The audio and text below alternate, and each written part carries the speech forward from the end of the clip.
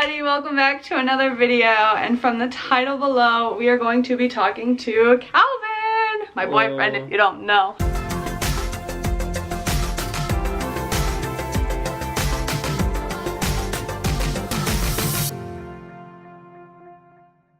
If you saw from my last video, I talked about the St. Louis unrest that's happening currently with the Stockley verdict, and I talked about how there were protests, peaceful, non-peaceful, and there were a couple of riots that had occurred. The other thing to keep in mind is things are still happening. There was a protest yesterday, which is getting a little surprising because I don't know, I thought it was going to basically end after the weekend. Yeah, I thought it was... maybe resume the next weekend. I just didn't expect it to continue into the week. Yeah, so we thought it was going to be quiet, but yeah, they've been happening for many days now, and he actually went to one.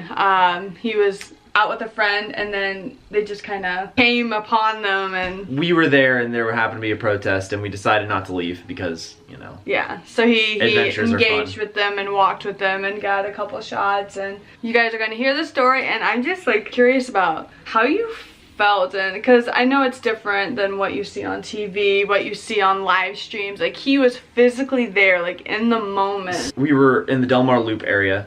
We were coming down Kings Highway, and traffic was being turned around, and we were like, why? And my buddy flipped out. He's like, oh, there's a protest here, we shouldn't go. And I was like, we just drove here 25 minutes to go get dinner. I'm not gonna drive us back, you know, we're not gonna go back to South County. These people are there's obviously not a problem right now. I mean, we haven't heard anything about looting or anything.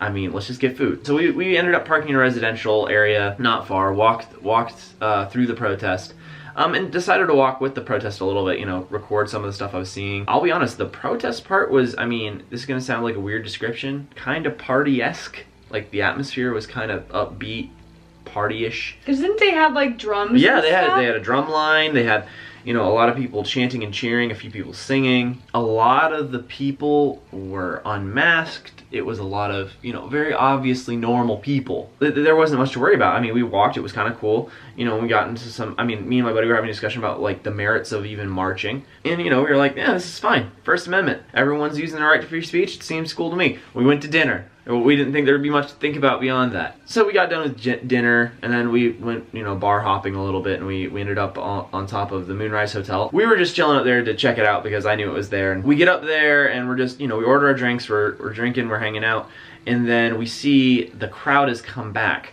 And this is, mind you, around 9:30, 9:45, 10 p.m. That's when it started getting... Yeah, interesting. And the thing to note was, the first thing that stood out to me immediately is drummers are gone. There's like half the crowd is there. So like, it looked like easily more than half the group had left. So I'm like, all right, hey, we have to go down there because this looks like the legit stuff, like the scary people. The different crowd. Yeah, like the people who are going to be using different tactics. So we go down and we start milling around the crowd again, and first thing you kind of figure out when you're milling around down there is, yeah, these are definitely not people you want to hang out with outside of like an environment like that. Basically everyone had masks on, like almost everyone. If they didn't have masks on, they had bandanas over their face. Bandanas over your face, and if you didn't have a bandana, you had a mask, and if you didn't have a mask, you had a gas mask. Like, as I was milling around, you know, you hear things here and there, and you see different symbols and stuff.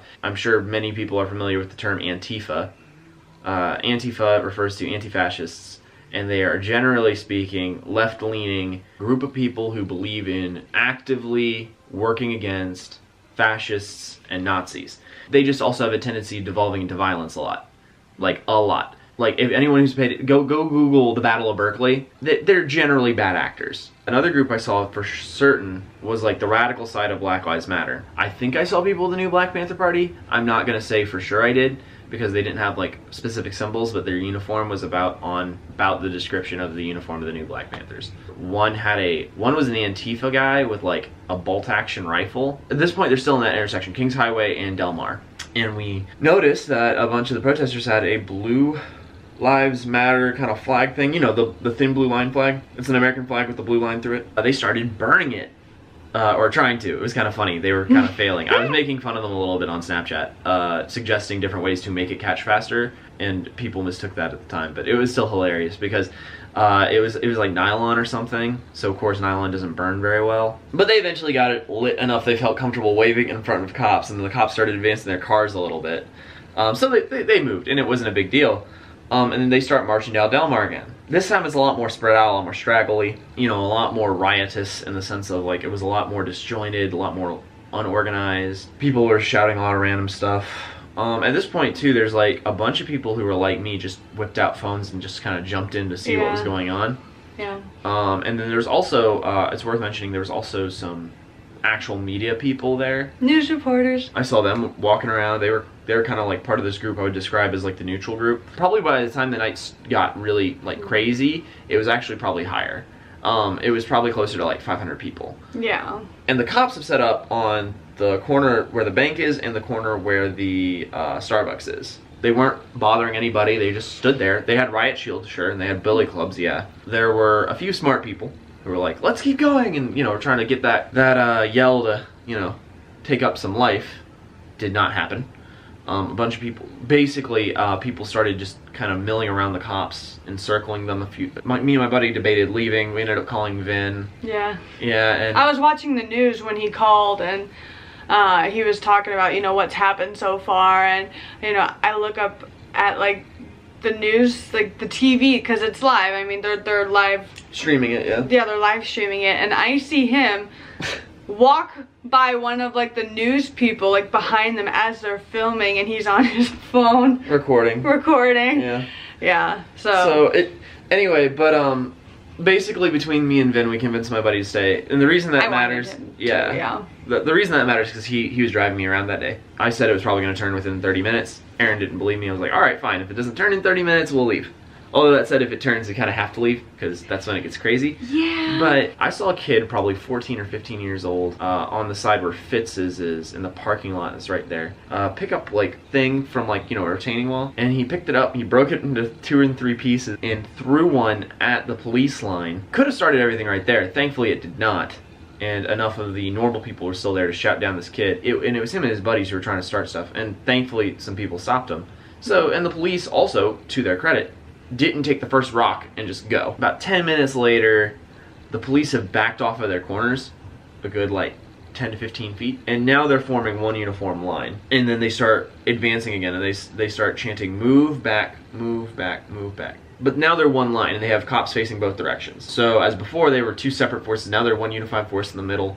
People are still surrounding them and monologuing. And then we kind of get to the point where that's like, everything else is kind of like run-of-the-mill socialists screaming. Like, I mean, a lot of the same stuff. This kid had picked up a brick and would break him into pieces and started throwing him at a cop car, which I have a clip of that. It's pretty bad because I'm like stepping back because I don't want, like, I want to kind of be in a good position for if this thing goes south.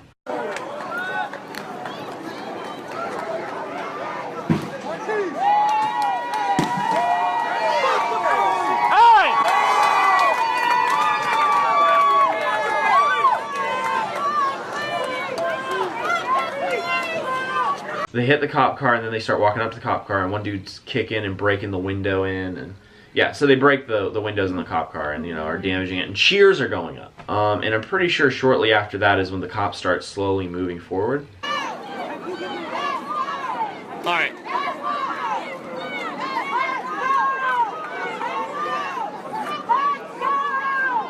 You know, but people at the front are like jumping back, getting all nervous. Yeah, thinking they want to get out. Yeah, because they're scared of the cops. These people are very cognizant of the fact they're committing crimes. They will deny that they are crimes because that they claim property should not take precedent over human life. But no, these people very clearly know what they're doing, and it's not even a question mark. And the people who I would say are more responsible for that are Antifa. Best I can tell are like the instigators of, like, I mean, they're the ones rallying up the normal, like, you know, minority people who show up to these things to get violent. The police start moving forward, people start like moving back a little bit, and at one point we hear like a bang or something, like just a loud noise, and everyone I think thought the same thing, which is that it's tear gas. And then the problem too is the entire front part starts running back all at once. Yeah. And I'm towards the middle back. And it looks very convincingly like if I don't start running right now, I'm gonna get trampled. But at the time I had no way of knowing. Right. So I start running. And I'm running down. All of a sudden people are producing weapons and like sticks and stuff and like throwing them through the windows as they run.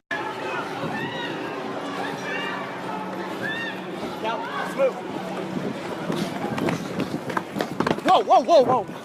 Some dude just grabbed me. Let's move, Cal.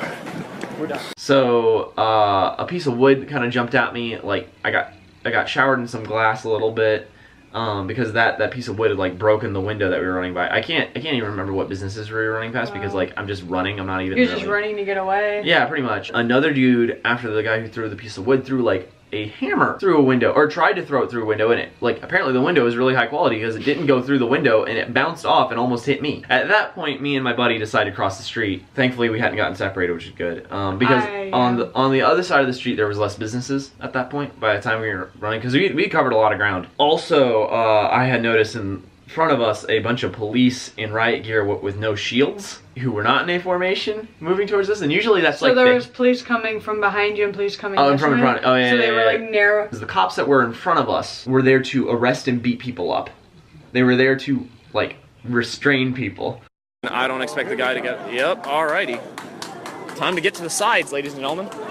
If you are not in the main line of fire, I don't know. So of course we cross over to the other side where the cops are not going because like most of the people were on the left side for whatever reason. That's what it looked like to me. And when I crossed over, cops did not follow us over. Like it's not like they were chasing people over to the other side of the street. They just focused on the group of people that were coming there. And I mean, I got some footage of it. It's real bad and blurry because I'm still running while I'm trying to film it. And at that point, I put my camera down and continue to run. Then next thing I know, somebody's trying to grab my shoulder, which is a little nerve-wracking because he's trying to pull me back again because there's still people behind us. Slowed down, we got near some cops because, you know, the last thing I needed is to get arrested. So like, I wanted to make... Hey, I'm not with these people, you know. I'm not involved. Yeah. I'm just here. I talked to them and, you know, I pointed out that, yeah, you should be careful. There's at least 3 armed Antifa, or not Antifa, 3 armed rioters or protesters, depending on your persuasion on it.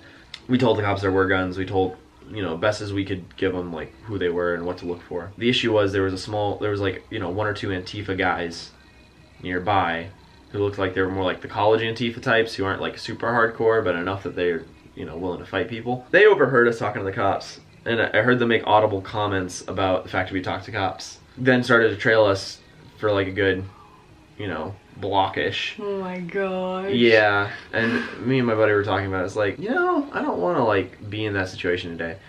Thankfully they just gave up after, like, once we turned the corner onto Kings Highway, they kind of just lost interest. But yeah, he made it home safely, him and his friend, and you know, I got to hear the story and I wanted to share it with you guys because, you know, he was there, he was in the moment, you know, like, and it was cool that he was able to tell you guys all about it. Thank you guys so much for watching this video. Give this video a big thumbs up, comment down below, and subscribe. And yeah, if you have any questions for Calvin about, you know, what else he witnessed, or, you know, what were his like emotional feelings during that time, yeah, you can comment down below, ask him those questions, and I will give them to him. Yeah, and we'll put my Snapchat information at least in the description, I think, if you guys want to like snap or follow, like DM or whatever. Me or DM him. So thank you guys so much for watching, and I will see you in 3 days. Bye. Bye.